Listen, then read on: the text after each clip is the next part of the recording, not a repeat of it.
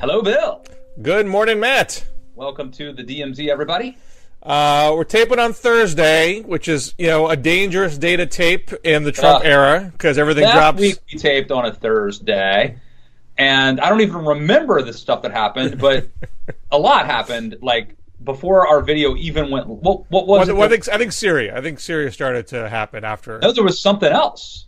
There was another. Oh, it was the Kevin Williamson story. Right, that's right. Well, I mean, Syria too, but the one that happened immediately after we hit record or after we stopped taping was Kevin Williamson, which would have been more fun to talk about than Syria. I mean, Syria is more important to be sure, but in terms of what we do best here, which is just rank punditry and navel gazing, Kevin Williamson would have been right up. We could have. That's like a dialogue orgy of possibilities that we totally. And now it's too late. That's the thing. If we were to talk about Kevin Williamson now, it's ridiculously late. So we totally missed that subject's been pretty picked over at this point. We totally missed it. So anyway, and I don't know what's going to happen in the next 36 hours, but Wednesday, April 11th was probably the most insane news day, arguably, of the entire Trump presidency to date. What happened that day, Bill? Well, you have the Paul Ryan announcement. Yeah. You had the stepped-up campaign to go after Mueller and Rosenstein and Comey, capped off with the Sean Hannity barrage last night. You had the Missouri governor report drop about how he allegedly sexually assaulted his mistress. That's getting very, relatively little coverage in compared to what it might have gotten in a different universe. Right. You have John Boehner joining a marijuana company board. You have Mike Pompeo found having a Chinese business connection that he didn't disclose on his forms. Scott Pruitt, the news about how he was putting his name on everything and trying to get rid of the EPA logo because it looks like a marijuana leaf, which is insane. I'm sure I'm missing 10 other stories. I didn't get to Syria. Trump's tweet. Right. Trump's tweet about the smart weapons and all smart bombs and all that. No, which was undercut this morning. It's interesting, and yet one does get the sense that we're going to tape this and then something else is going to happen. Another Kevin Williamson. And I think the only answer to this is we should be taping this show every day. I think that in 2018 demands a daily DMZ. It should be like a Truman Show. We should just be wired all the time. We just have body cameras on. And then, we both hit like a secret button where it's like, okay, emergency podcast time. And we can go live on Google Hangouts immediately whenever necessary. The things we joke about today will be a dystopian future very soon. Well, let's start with Paul Ryan. I think Paul Ryan is obviously not just important as far as the immediate politics, but what it says about the state of conservatism. There's a lot of Paul Ryan postmortems out there which say Paul Ryan failed in his vision. He didn't reform Medicare and Social Security. He said he wanted to balance the budget. The red ink has been rising on his watch. The one thing he can say, the tax reform, it's like he was not coupled with any kind of spending cuts to prevent the deficits from skyrocketing. And through all this, he sat idly by while Donald Trump's nativist populism took over the party, which is very antithetical to Paul Ryan's, Jack Kemp compassionate conservatism. Is there any of that you think is overwrought or unfair? Oh, I think most of it's unfair. It's unfair for Paul Ryan to be blamed or to be like the face of this. Let's see. So where to begin? First, I think that we have weakened our institutions, including what it means to be the Speaker of the House. He doesn't have that much power to force people to do the things he wants them to do. He isn't Sam Rayburn. He doesn't have earmarks. So the idea that like Paul Ryan just sat by and let this happen, he could have stood like, let's game out what happens if Paul Ryan plays his cards any differently. He was handed a very weak, he was dealt a very weak hand, in my opinion. I'm not saying he's a hero. I'm just saying that like I'm much more sympathetic to his plight and to the difficulty of the task that he was handed. Yeah, I think certainly people could say, well, this proves that it's Donald Trump's party and that, yeah, guess what? I've been saying that for 2 or 3 years. Yes, it does suck. Paul Ryan had to do what he had to do, partly because, for now at least, Donald Trump has the Republican base, and that impacts what sort of rank and file members of Congress want to do. I mean, it was hard anyway. Look at John Boehner and had the Freedom Caucus to contend with. It's a very difficult time to be a leader. On top of that, democracy is messy. We have a system that doesn't allow for people, even who have grand ideas and visions, to do much quickly. You put all that together, this is like not a great endorsement for Paul Ryan. If this isn't like he's the awesomest speaker ever, but it is to say like I just think a lot of the criticism of him is actually just unfair. It's a little bit sad that you have a guy who I think had some creative ideas and vision, and his brand of conservatism in the long run would have been much more attractive and appealing to 21st century Americans. It's a sad story that his vision lost out to Trumpism.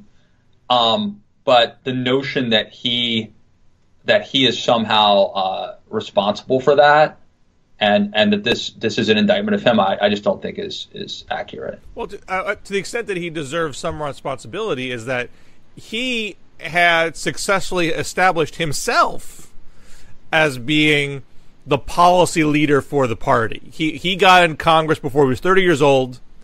He saw himself as a policy guy, and he worked very hard to position himself, House Budget Committee chair, House Ways and Means chair. He tried to popularize his vision of Medicare and Social Security and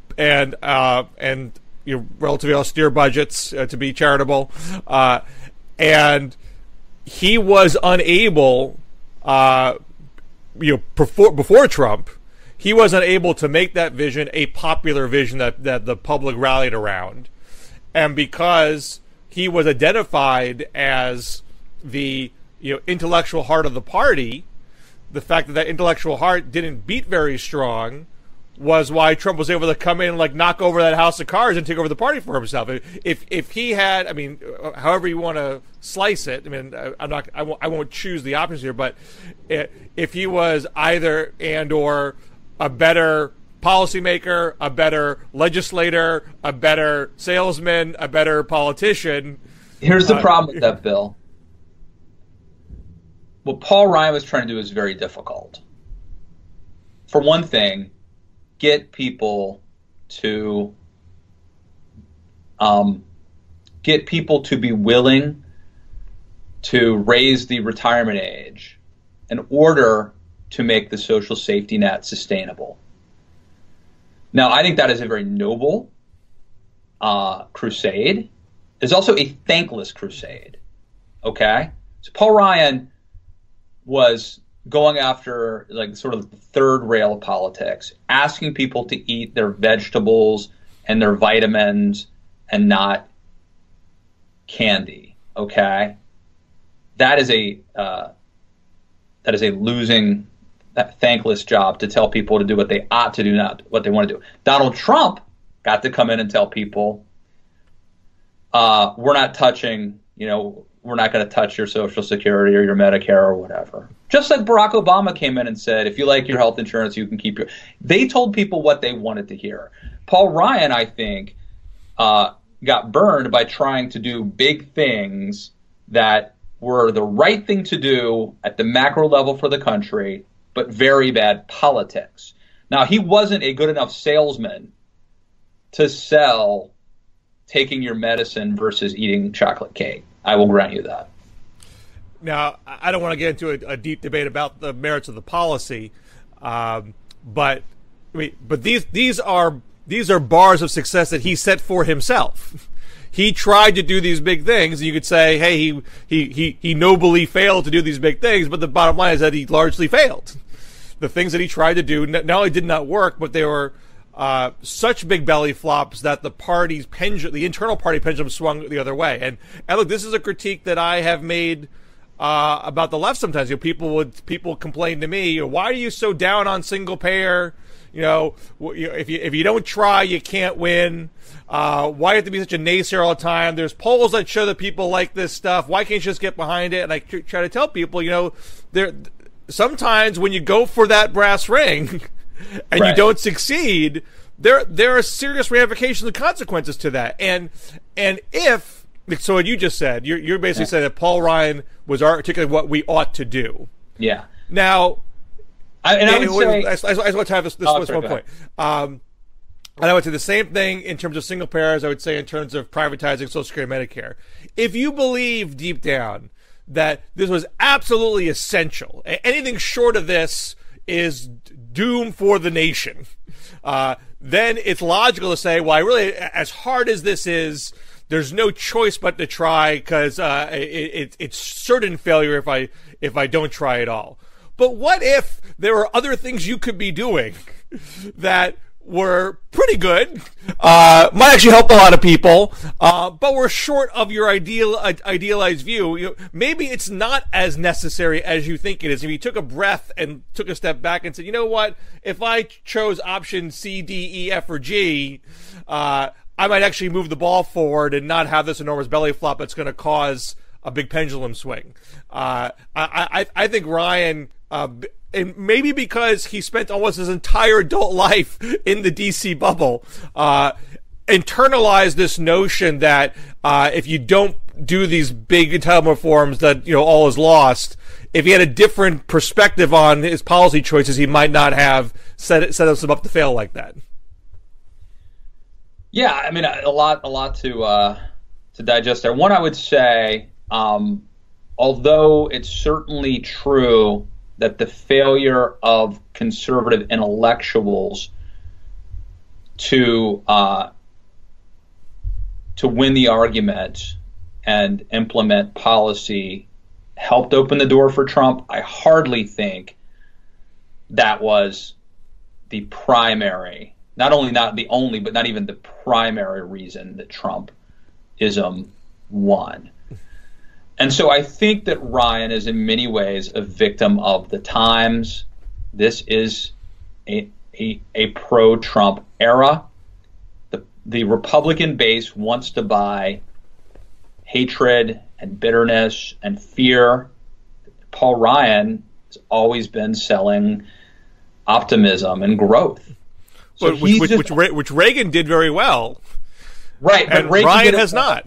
Well, Reagan did it well, partly because he was the great communicator, but I think partly because there's a zeitgeist.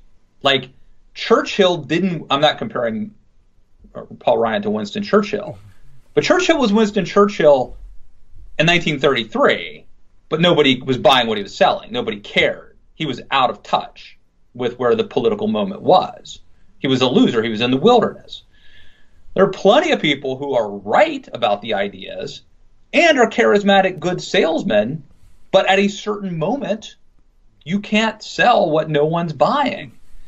And I just think, I don't want to absolve Paul Ryan of, mistakes and sins, and he's certainly not perfect. But I think that he has gotten swept up. There is a moment that is happening now That is a moment of fear and of hoarding and of uncharitableness, and all of that cuts against Paul Ryan, who he is, and his vision. Now, what if Paul Ryan had gotten to become Speaker of the House if he was older? Let's say he had been born 10 years earlier or 15 years earlier. I mean, there's a scenario where he's the right man at the right place. What if Jeb Bush had been the nominee in 2000, right? Jeb Bush in 2016 was a joke, a complete joke, low energy Jeb. Wrong place, wrong time, right? It was a disaster. We can all admit that. Guy looked horrible. Jeb Bush in 1998 is a rock star. Well, if right? Jeb Bush won the governor's race in Florida in '94 and George W. Bush did not, it's a whole different universe. Yeah. He would have had a much different sensibility as president in 2000 as George W. Bush did. Now, does that mean that Jeb Bush in 1998 was smart and had good ideas, and Jeb Bush in 2016 is dumb and has bad ideas? Well, that might have been bad all the way through.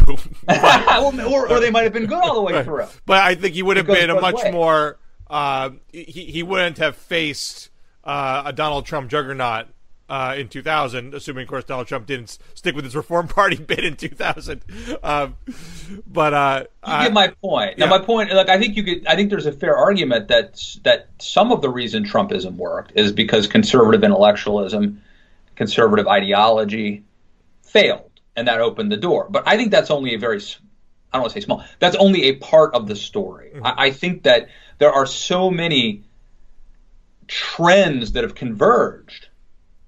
Cyclical trends, technological trends, global, all of these trends have converged to give us this moment that is particularly inhospitable to Paul Ryanism.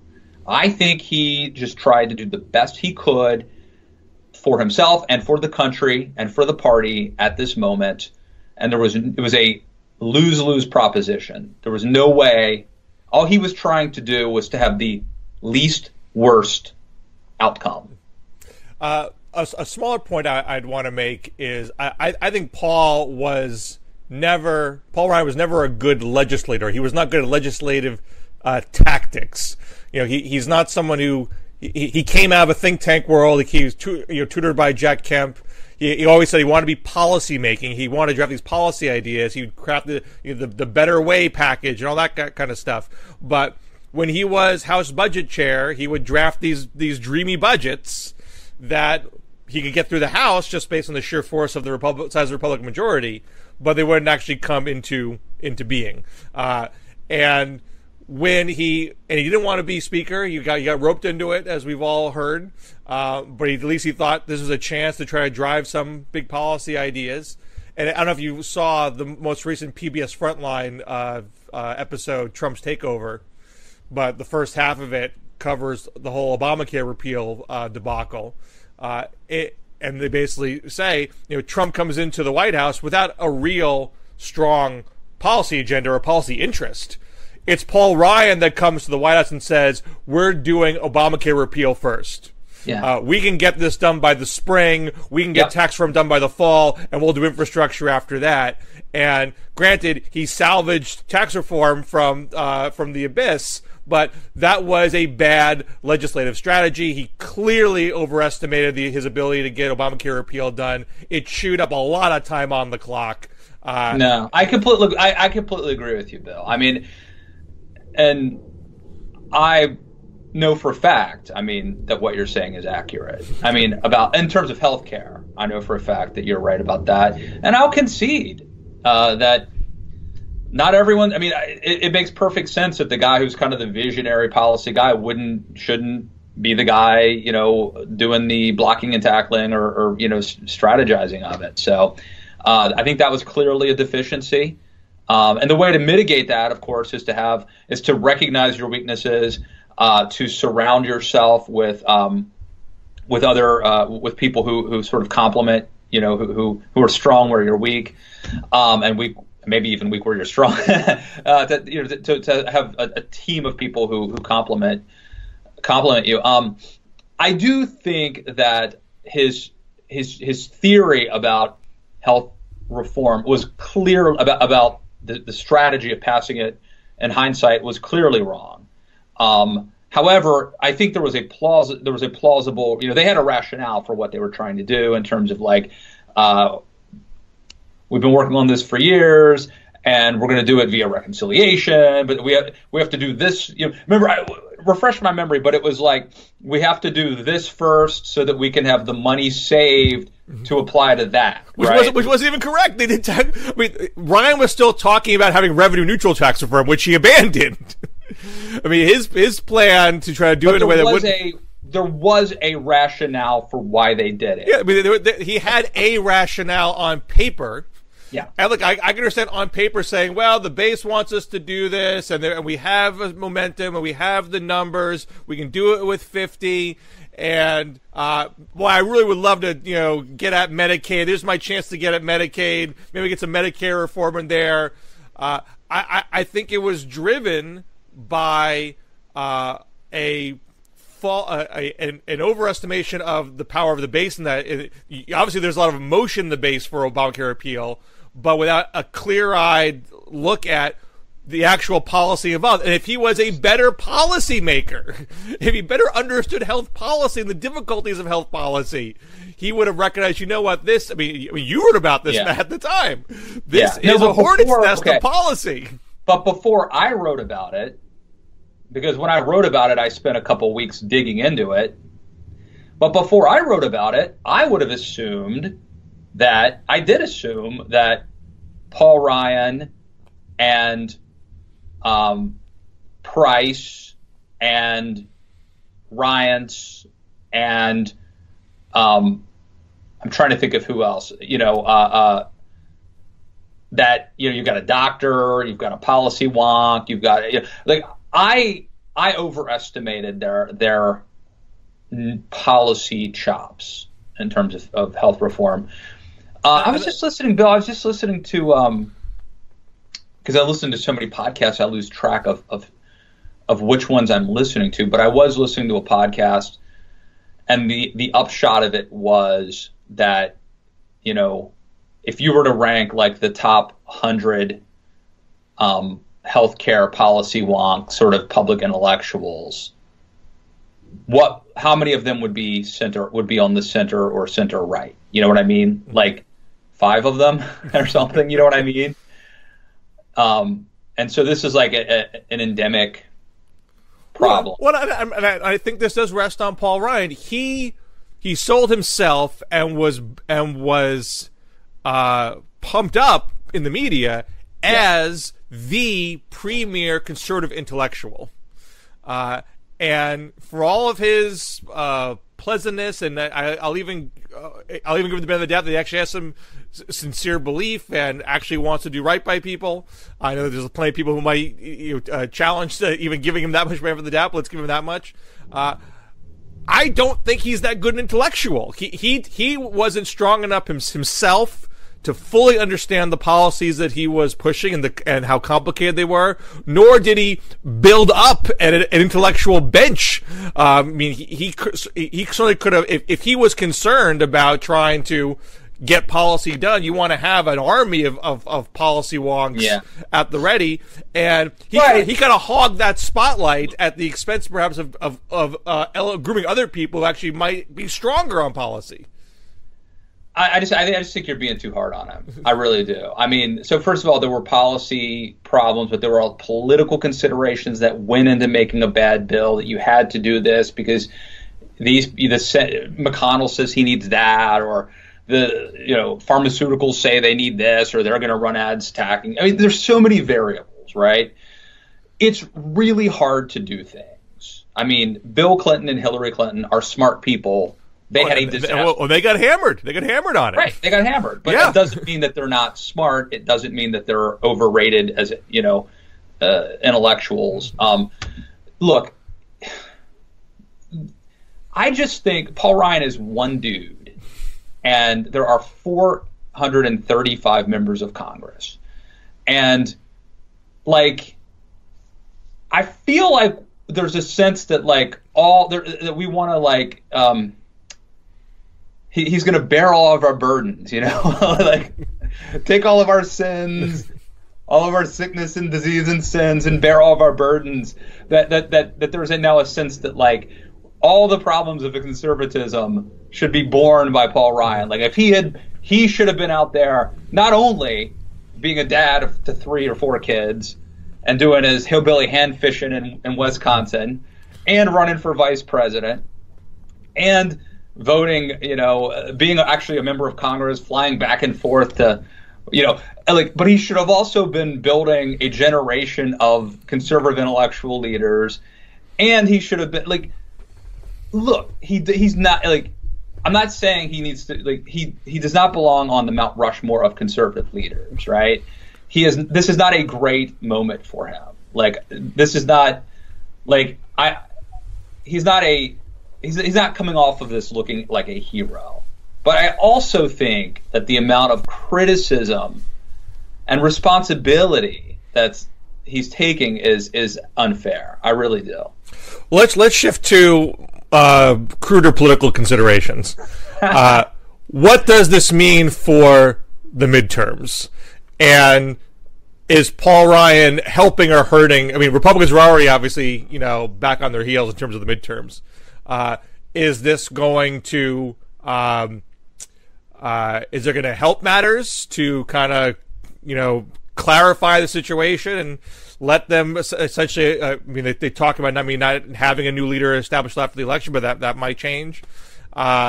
Giving someone who's a fresh face in Wisconsin one get in there, and or is this just Paul Nealon? Is it Paul Nealon? Is that the guy's name? Paul Nealon's the anti-Semite who was in the primary. So obviously someone's going to get in that race. Other Republican running as of now, right? But that'll change. I'm also the digression. You know, everyone's sort of assuming that Randy Bryce, you know, aka Iron Stash, is a lock in the Democratic primary. One, he has an opponent, Kathy Myers, who has won school board elections in Janesville, whereas Bryce has not won elections before. So I wouldn't even assume he can win a primary against her. I mean, we don't really have a lot of data yet on that. You know, obviously, although Bryce has got a national media and tons more money because of the viral videos, but if you're a budding Democrat in that district, why would you assume that Bryce, who has certain degrees of baggage, has said some things that are controversial, has not won elections in the past, you know, why wouldn't you jump in and say, I can win a 3-way race against these two, or more than one? So that primary is not till August. So there's time for another Democrat to jump in there. So I think that's very potentially. And that seat is up for grabs. That seat could go Democrat. Yeah, I mean, it leans right. I mean, Obama won it in 08, Romney won it in 12, and Trump won it by 11 points in 16.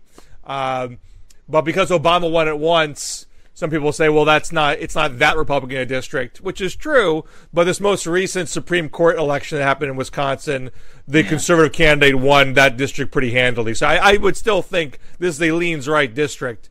But clearly, if you're a aspiring Democrat in that area, open seat, this is your one shot. I wouldn't think you necessarily would back off in deference of Bryce. But be that as it may, is this going to help Republicans? Is it a non-factor because they're already in trouble, or is it going to actively make things worse? More retirements, less fundraising, deeper sense of doom.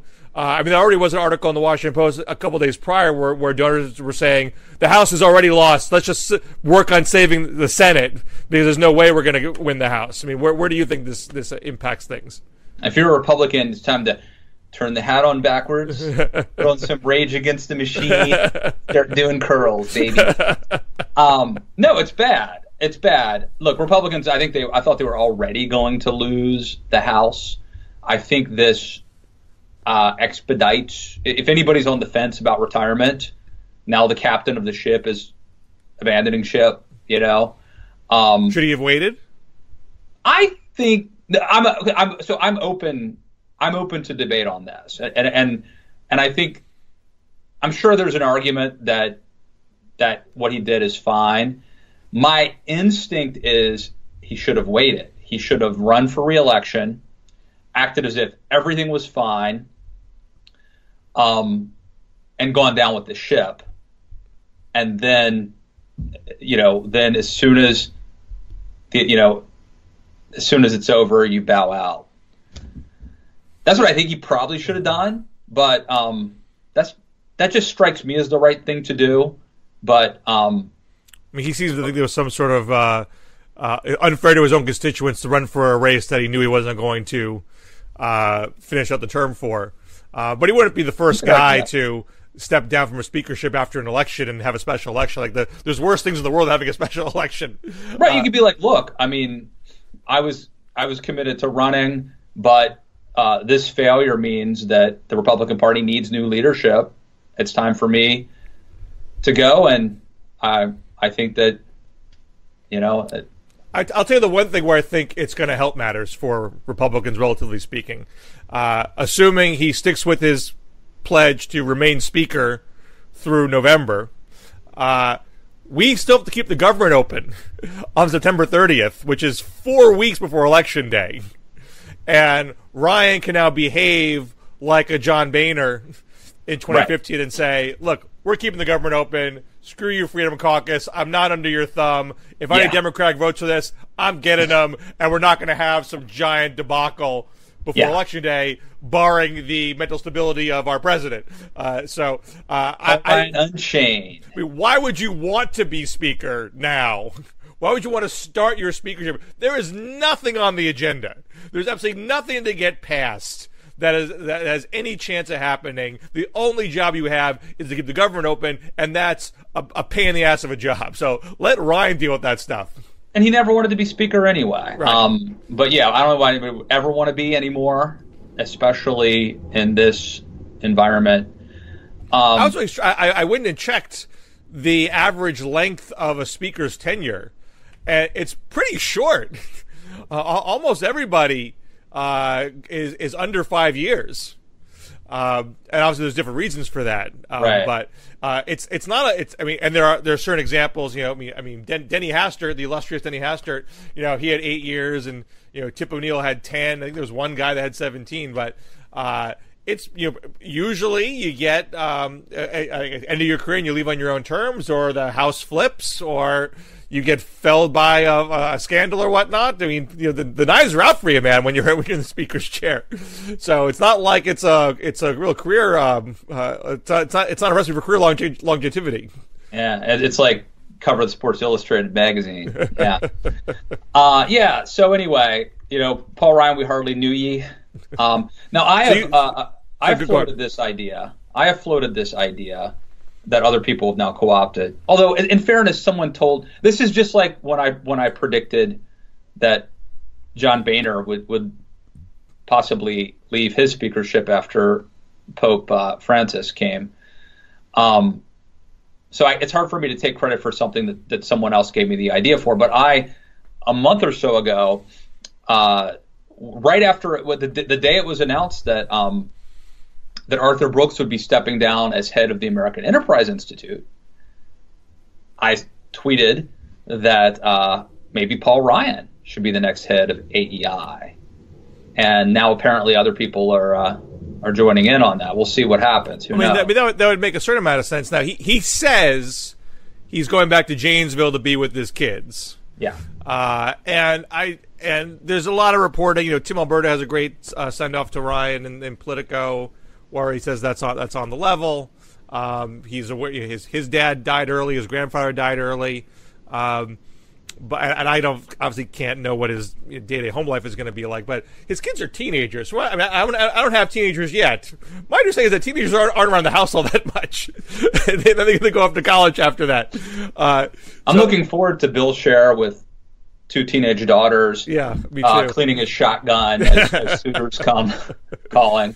And maybe he wants to live the Wisconsin life and be able to just write his op-eds and go hang out in the woods. Yeah, but I would not be surprised if he's home for a couple months and be like, wait a second, my kids aren't actually around. I don't really need to be here. I mean, I think there've been in the past I think, say when Pat Toomey or Chris Ciccolo were head of Club for Growth, I I think they mainly lived in like Pennsylvania and Indiana respectively, and they come in for a week and then they're gone for 2 weeks. Maybe that's what he does. He can be, you do AEI from Wisconsin. What's his name? Family Research Council guy. Tony Perkins. He's in Louisiana, right? I think he technically is mostly in Louisiana. So maybe you can have your cake and eat it too. You know? Yeah. Well, let's change topic. And it might be dangerous to get into it because it is Thursday. Who knows what happens Friday? I hear Kevin Williamson has just been re-fired by National. No. It's Williamson watch, baby. I'm just waiting for the book deal. It's a good idea. I mean, he's got to get a book deal out of this. Yeah. Anyway, you should be pitching this. I'm not an agent. Yet. If you're Donald Trump, should you fire Mueller? Should you fire Rosenstein? Is it worth the heat you're going to get? Is it worth the risk of impeachment? Or would you feel like, you know what, the base has my back, Republicans are too scared of me, I can whack these guys and get away with it? Well, I mean, it depends. It's like asking, should Nixon have burned the tapes? In hindsight, yes, he should have. My guess, we don't know. My guess is that Donald Trump isn't actually guilty of colluding with Russia. Now, I think if you dig around enough in his financials, you're going to find some interesting stuff. My gut is that the smart move is not to fire them. In fact, you could certainly argue that this attempt to we'll call it obstruct justice light got him in trouble. Like firing James Comey, led to where we are today. And so my instinct, knowing sort of based on what I think I know, is that it would be a mistake to try to do this. I just quit acting so damn guilty. I mean, I generally agree, and I have assumed.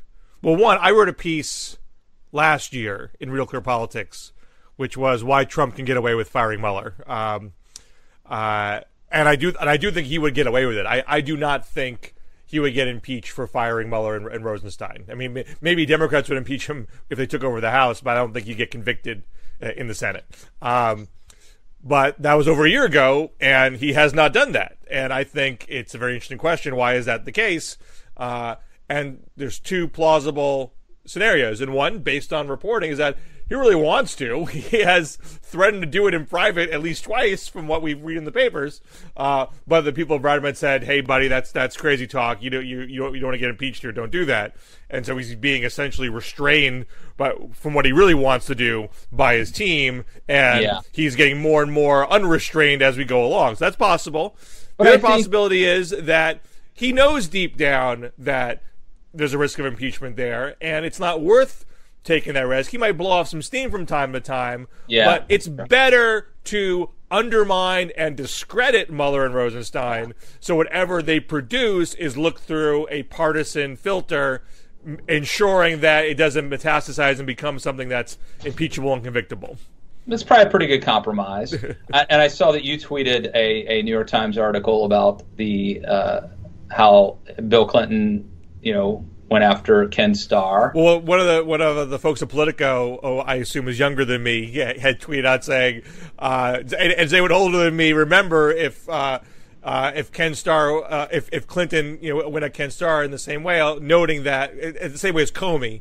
Yeah, because there's the RNC as the Lion James Comey website. Right. Noting that Starr is not a private citizen the way Comey is right now. So he said, but does anyone know what happened? And I dug out that New York Times piece. There was a piece saying, what a great job Clinton is doing shredding Ken Starr. And they have James Carville on the record saying this is a war. And there's total transparency about how they are humiliating him and destroying him.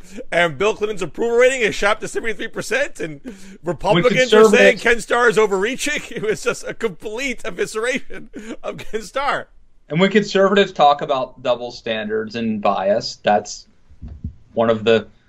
like Exhibit A, right? And so you could definitely make that point just based on that information. Now you could also say, let's remember some of the other history here. Ken Starr was the second independent counsel, not the first. The first one was apparently on the verge of exonerating Clinton, and the 3-judge conservative panel swapped him out to ensure that Clinton would be further put through the ringer.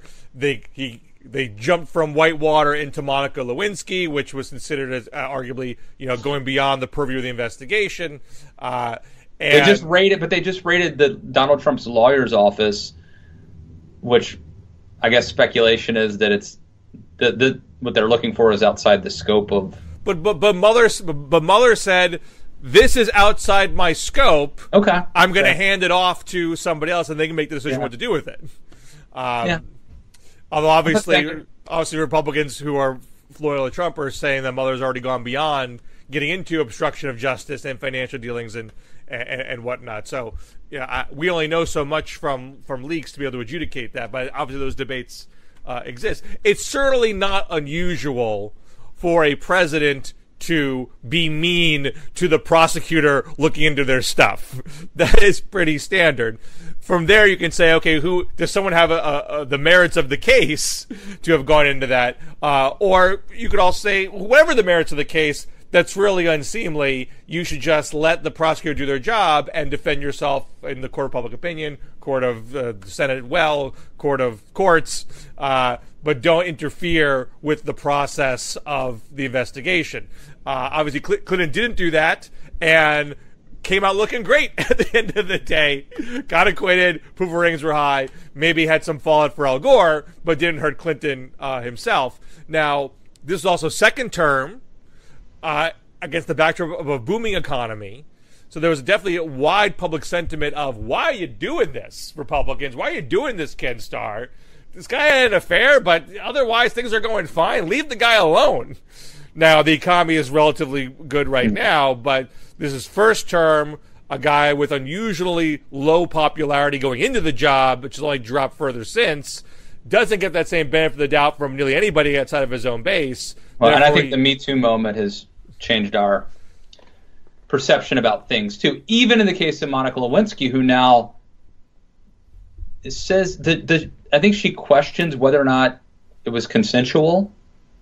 You know what I'm saying? I haven't heard that. I mean, she's talking about being bullied by and being demeaned by both Clinton's team and Ken Starr's team, and by the media in general. But I think what Monica is getting at is that when a man is the president and you are an intern, yes, you can't give consent. I haven't heard her say that pointedly. I mean, I certainly understand the argument, and I have sympathy to the argument. I don't know if you're woke enough to get the point I'm making. No, I have always held that was an inherently inappropriate relationship because of the power dynamic. I'm just not aware of Lewinsky putting it in exact those terms, but perhaps she has, and I just haven't read it. Okay, and it could be I'm sleep deprived. It could be that someone else recently made that on her behalf, but. Anyway, my point is that I think it was easier to sort of laugh off. Oh, it's just a BJ. The economy's great. Like part of the reason that would play different today is because the economy's not great, and because Donald Trump's approval ratings are not great. But part of it, I think, also is because our values have shifted in terms of that power dynamic. Right. So by the end of the day, you would, if you were Trump, you would not fire. You would twist in the wind and not fire. If I'm Trump, I would not twist in the wind. I would engage in what I'm calling what you have advised. I would engage in the attempt to discredit and demean. Well, that's about twisting the wind. You're letting Mueller and Rosenstein twist in the wind. Oh, let them twist in the wind. Yeah. Yes. That's what I would do. That's what I would advise, yeah. All right. I know there's like 10,000 other things to talk about. I would advise the most Yeah, I would basically do what the horrible. So this is why I'm not a political advisor or a politician, but I think I would advise them to do that very dark and dirty thing, which is to attack the attacker and try to go after Robert Mueller's integrity and credibility. Let me ask you one more question before we wrap up. If Trump doesn't do that, if Trump does fire Rosenstein and or Mueller, in relation to that, you have to assume that the cries of impeachment will be louder at minimum amongst Democrats. Does that help or hurt Republicans in the midterms? I mean, Republicans, in theory, right now, Republicans are more eager to talk about impeachment than the Democrats are, because they want something to whip up the base. They want to get them off their backs. Right. Like if you sit at home and the Democrats take the House, your boy Trump's getting impeached. We can't let that happen. Would Democrats be walking into a trap if Trump did that as bait, or are there enough Republicans who are openly saying that is a bridge too far, that you wouldn't get the benefit of the backlash? I think on the margins it would help Republicans. But we're not on the margins. This is a wave coming. And I'm not saying that there's not. So, of course, there's an external political event that could change the trajectory of this election. But it's like it would have to be a huge event in the political universe to shift this coming wave, right? And so, yeah, I think the notion that Democrats want to win the midterms so they can impeach Donald Trump probably has a net favorable benefit to Republicans. I just think it's like peeing in the ocean compared to, the wave. A lot of water references there. But anyway, I don't think it's enough. All right. Anything else you want to talk about before we go? No, I think we should shamelessly plug what we're doing and self-promote. My new podcast, New Books in Politics, on the New Books Network, newbooksnetwork.com. My interview with Amanda Marcotte for her new book, Troll Nation, should be up by I interviewed her yesterday. I believe that'll be up tomorrow. And I got some good names coming up towards the end of the month, but I'm going to hold them in reserve for now. And just wait and see who's coming down the pike. I interviewed Sheila Tate, who was press secretary to Nancy Reagan. Her book's called Lady in Red. I interviewed her on my podcast, Matt Lewis and the News. And we really got into kind of the unfair perceptions about Nancy. Well, in some cases not unfair, but the perceptions about Nancy Reagan versus who she really was. And of course we talked about, for example, the assassination attempt on her husband and the astrology. So you got to check that out. Also, sign up. I have my newsletter, Matt Lewis and the Newsletter, where I'm sending out a weekly little email. It's free, and it basically does two things. One, it's what I'm saying and writing, and it's also what I'm reading and listening to. So, like if I hear a cool podcast, like I just listened to one with Mark Maron and Bill Simmons. That's pretty cool. So like that's the kind of thing I might write up, like, hey, check this out. Or movies. I saw this movie, this documentary the other day, The China Hustle. Have you seen this? I've not. Pretty wild, man. It's a documentary, and Wes Clark does an interview that he should not have done in this. And actually, Wes Clark tries to take off his mic and leave in the middle of this documentary. So anyway, go to mattkLewis.com. In the upper right hand corner, you can sign up for my email list, Matt Lewis and the Newsletter. All right. Another jam-packed week of the DMZ, and we'll catch you next week. All right, and whatever we said today, something crazy will happen as soon as we hit publish. So that's the way of the world these days. See you guys. All right.